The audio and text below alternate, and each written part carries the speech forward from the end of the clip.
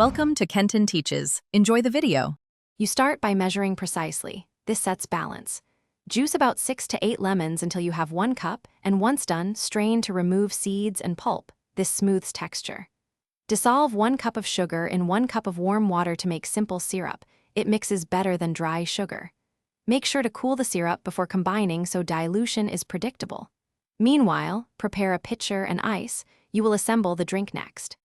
You now combine your cooled simple syrup with the strained lemon juice in a pitcher. Stir gently to integrate. Add 4 cups of cold water and mix thoroughly because dilution defines brightness and strength. Taste and adjust. If it's too tart, add 2 tablespoons of syrup. If too sweet, add 1/4 cup more lemon juice or a splash of water. Once you reach the flavor you want, chill for at least 15 minutes so aromas marry and temperature settles before serve. You're ready to serve. Pour lemonade over ice, add lemon slices, and mint for contrast.